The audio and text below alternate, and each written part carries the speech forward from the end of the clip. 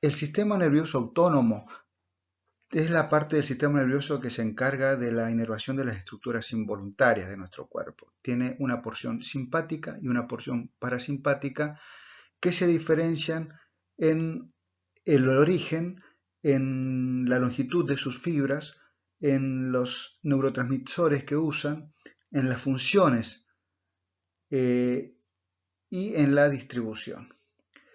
Acá en esta figura podemos ver la parte simpática, que vemos que tiene un origen dorso-lumbar. Si nosotros recordamos, cuando hacíamos una sección transversal de la médula, encontrábamos un asta intermedio lateral pequeña que solamente está en los niveles dorsales o torácicos y lumbares hasta L2. Allí se encuentran las neuronas simpáticas que van a dar origen a las fibras simpáticas presinápticas que van a llegar hasta la cadena simpática paravertebral. La cadena simpática paravertebral son dos, situadas a ambos lados de la columna, a todo lo largo de ella, extendiéndose desde la base del cráneo hasta la zona coxígea. Hasta allí van a llegar las fibras presinápticas o pueden llegar sin hacer sinapsis en esta cadena hasta los ganglios nerviosos prevertebrales. Ya sea de una u otra forma, vemos que las fibras presinápticas son cortas, o sea, llegan hasta estructuras que están cerca de la médula. Y desde allí se originan fibras postsinápticas largas, que son las que llegan hasta los órganos efectores. Este sistema simpático utiliza como neurotransmisores a la adrenalina y la noradrenalina, que son las catecolaminas. Sus funciones son diversas. A nivel de la cabeza o, por ejemplo, a nivel del ojo, produce midriasis, que es un aumento del tamaño de la pupila, porque activa al músculo dilatador de la pupila, que está situado en el iris, ¿no? A nivel cardíaco aumenta la frecuencia cardíaca, aumenta la fuerza de contracción, aumenta la velocidad de conducción. A nivel pulmonar y bronquial relaja el músculo liso de los bronquios, por lo tanto permite que entre más aire. A nivel de las vísceras abdominales aumenta lo que es la secreción de las glándulas digestivas, de las paredes intestinales, gástricas, a nivel del páncreas, a nivel del hígado. Aumenta el peristaltismo intestinal, o sea, activa el músculo liso del intestino, de todo el tubo digestivo, y abre los esfínteres, ¿no es cierto?, a fin de que este contenido intestinal del tubo digestivo pueda migrar o pueda pasar de un segmento a otro. A nivel urinario, aumenta o sea, contrae la vejiga, ¿no es cierto?, a fin de eliminar la orina, al mismo tiempo que relaja el esfínter uretral interno para permitir la salida de la misma. Y a nivel genital, el simpático es responsable de la eyaculación.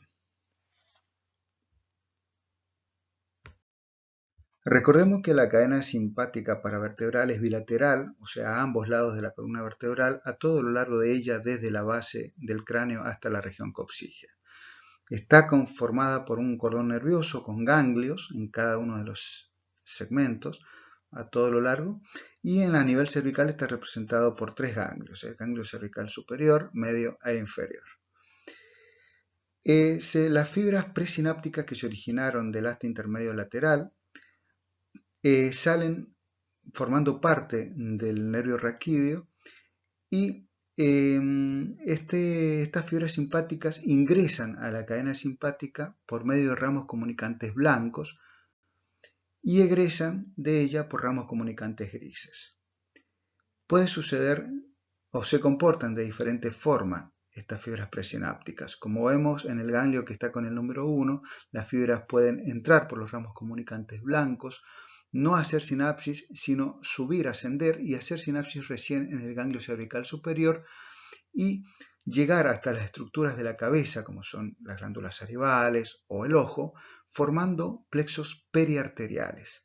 O sea, por ejemplo, la arteria oftálmica va siendo rodeada por plexos nerviosos periarteriales y allí se van desprendiendo sus fibras para llegar a la glándula lagrimal, por ejemplo, o al músculo dilatador de la pupila que está en el iris, produciendo la contracción, su contracción y generando así la midriasis. Por lo tanto, la midriasis es una respuesta simpática.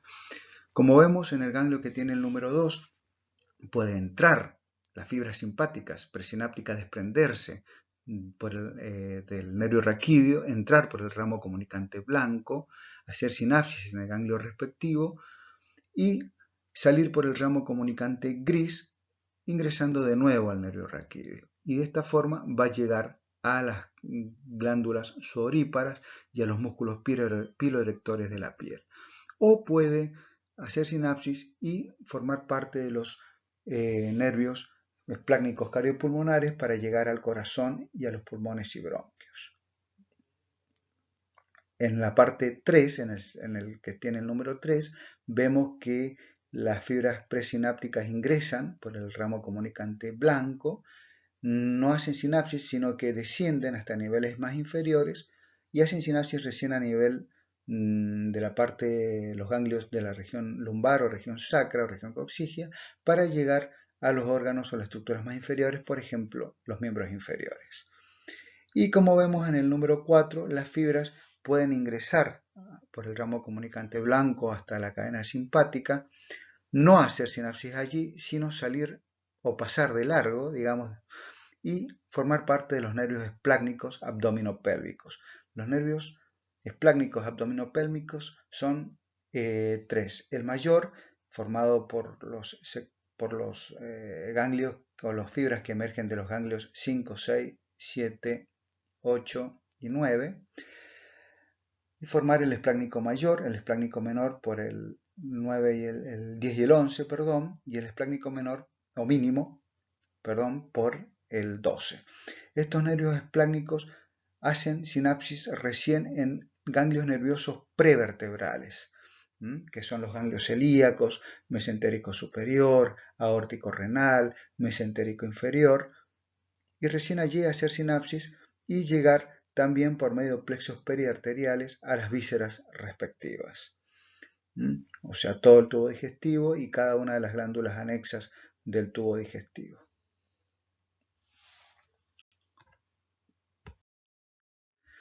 Algo muy importante para remarcar y que marca una gran diferencia, una de las grandes diferencias del simpático con respecto al parasimpático, es que algunas de las fibras presinápticas que formaron parte de los nervios esplácnicos llegan sin hacer sinapsis, como hemos visto, directamente hasta la médula suprarrenal. Y en la médula suprarrenal estimulan la secreción de catecolaminas, de adrenalina y noradrenalina, que se van a volcar al torrente sanguíneo. O sea que las neuronas o las células que están en la médula suprarrenal se comportarían como neuronas postsinápticas que vuelcan su secreción, su producción hacia el torrente sanguíneo y de esta forma hace que el sistema simpático se distribuya por medio de la sangre, del torrente sanguíneo, a todo el cuerpo. Y de esta forma tenga una función más generalizada en todo el cuerpo. De esta forma, entonces, marca una gran diferencia con el sistema parasimpático. El sistema nervioso parasimpático tiene un origen cráneo-sacro. Lo de craneal se refiere a que hay pares craneales que tienen núcleos parasimpáticos, como habíamos visto anteriormente. Recordemos cuáles eran: el tercer par craneal con su núcleo pupilaro de Edinger-Westphal, que produce miosis a nivel de la pupila, o sea, una disminución del tamaño de la pupila porque estimula al músculo constrictor de la pupila del iris. También contrae o estimula el músculo ciliar en el ojo. El otro par craneal es el séptimo par craneal, que tiene su núcleo salival superior, que estimula la secreción de saliva a nivel de glándulas submandibular y sublinguales. Y el núcleo lágrimo-muconasal, que estimula la glándula lagrimal y estimula las glándulas nasales, muconasales. el núcleo salival inferior del noveno par craneal o glosofaringio, que estimula la secreción de la glándula parótida, y el nervio vago, que tiene su núcleo dorsal, que van a originar fibras parasimpáticas que estimulan a todas las vísceras torácicas, o sea, corazón y grandes vasos, pulmones y bronquios, y vísceras y tubo digestivo hasta el ángulo esplénico del colon, el ángulo izquierdo del colon. Y la parte sacra está dada por neuronas parasimpáticas que se originan a nivel de los segmentos medulares S2 a S4, cuyas fibras van a inervar el tubo digestivo desde el ángulo izquierdo del colon hacia abajo, o sea, colon descendente, colon sigmoide, recto. Por lo tanto, el sistema parasimpático va a tener fibras presinápticas largas y fibras postsinápticas cortas. ¿Por qué? Porque las fibras presinápticas recién van a hacer sinapsis en ganglios que están situados cerca o incluso dentro de los mismos órganos. Por ejemplo, en el caso de la pared del tubo digestivo, vamos a ver que existe un plexo submucoso y un plexo mientérico que está entre las capas de fibras musculares y que recién allí van a hacer sinapsis las fibras presinápticas. Por eso esa es una gran diferencia. La otra gran diferencia es que el sistema parasimpático utiliza en general como neurotransmisor a la acetilcolina. Vemos así que el sistema nervioso parasimpático tiene una función mucho más puntual, más limitada, solamente está en cabeza, cuello, vísceras torácicas y órganos eréctiles del aparato genital. En cambio, el simpático se encuentra en todo el cuerpo, incluso en las paredes corporales y aún en miembros superiores y en miembros inferiores.